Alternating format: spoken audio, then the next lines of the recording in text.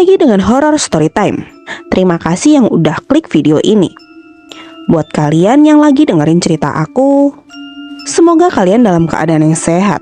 Gak usah berlama-lama lagi, langsung aja kita ke ceritanya. Cerita kali ini datang dari Mas Randy. Ia ingin menceritakan kehidupannya selama mengikuti dan melakukan ritual pesugihan. Dan yang anehnya dari pesugihan ini tuh pelakunya diharuskan untuk melakukan hubungan intim dengan lawan jenis. Cerita ini terjadi di sekitar tahun 2006 yang lalu, ketika Mas Randy bekerja di salah satu perusahaan yang ada di Bandung. Pada saat itu, ada salah satu karyawan baru yang langsung dipromosiin sama bosnya Mas Randy ini untuk jadi pimpinan di kantor itu. Nah, awalnya Mas Randy ini nggak kenapa-napa.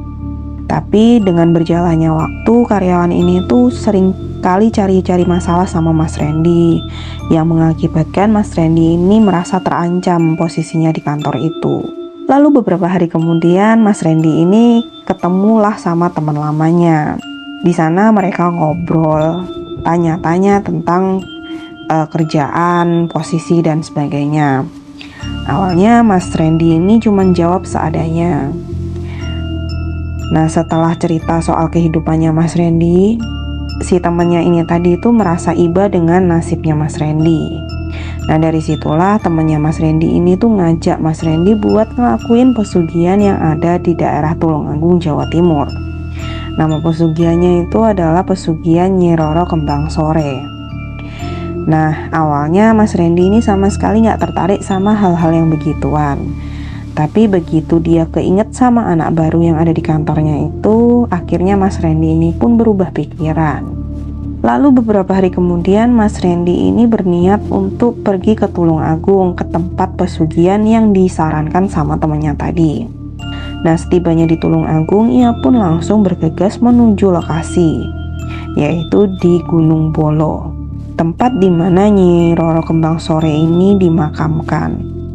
Makam tersebut dipercaya sebagai media pesugihan Nyi Roro Kembang Sore. Singkat cerita, tibalah Mas Randy ini di makam Nyi Roro Kembang Sore.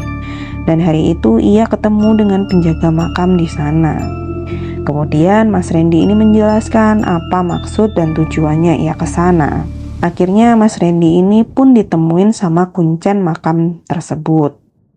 Begitu mereka ketemu, kuncen ini langsung ngasih persyaratan ke Mas Randy untuk mandi kembang 7 rupa di jam 12 malam nanti. Nggak hanya itu, Mas Randy juga diminta untuk melakukan ritual hubungan suami istri bersama perempuan yang ada di sana. Setelah ritual direstui, Mas Randy ini pun diharuskan membawa kambing yang sudah dimasak untuk dikuburkan di dekat makam Nyi Roro Kembang Sore. Lalu singkat cerita tibalah di jam 12 malam.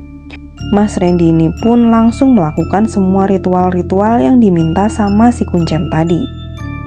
Selama proses ritual dilakukan, malam itu Mas Randy ditampakin sama sesosok makhluk hitam berperawakan besar, bertaring dan matanya merah. Lidahnya menjulur sampai ke lantai. Sosok itu menjilati wajah Mas Randy dengan air liur yang baunya sangat amat busuk. Begitu selesai melakukan ritual hubungannya, Mas Randy ini pun dibikin kaget sama wujud si perempuan yang berubah menjadi sosok nenek-nenek tua yang menyeramkan. Singkat cerita, baliklah Mas Randy ini ke Bandung dan beraktivitas normal kayak biasanya. Singkat cerita, baliklah Mas Randy ini ke Bandung dan dia beraktivitas normal seperti biasanya. Nah, pada suatu hari waktu Mas Randy masuk ke kantor, tiba-tiba ada salah satu rekannya itu bilang kalau karyawan yang baru masuk kemarin itu meninggal dunia lantaran kecelakaan. Nah, anehnya mendengar kabar buruk itu, Mas Randy justru merasa senang. Karena menurut Mas Randy nggak ada lagi penghalang di kantornya. Nah, sejak Mas Randy terlibat dalam perjanjian pesugihan Nyi Roro Kembang Sore ini, banyak kejanggalan yang Mas Randy alami. Salah satunya adalah ibu dari Mas Randy ini tiba-tiba sakit keras hingga beberapa kali muntah darah. Karena pada saat itu Mas Randy semakin khawatir dengan kondisi ibunya, dibawalah ibunya ini ke rumah sakit. Dan percaya nggak percaya, hasil pemeriksaan dokter sama sekali nggak menemukan kalau ibunya Mas Randy ini sakit.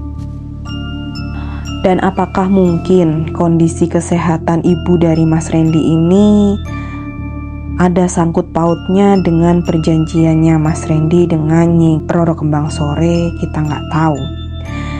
Dan yang saya dengar, ibu dari Mas Randy ini sudah berpulang. Semoga arwah dari ibunya Mas Randy ini diampuni segala dosa dan ditempatkan di sisi Tuhan. Dari cerita Mas Randy ini, selalu aku mengingatkan untuk kita semua nggak bermain dengan hal-hal yang seperti itu. Karena tidak memungkiri sesuatu hal buruk akan terjadi kepada orang-orang di sekitar kita, terutama orang yang sangat kita cintai. Sekian cerita dari aku dan jangan lupa nantikan cerita-cerita aku berikutnya ya. Dadah.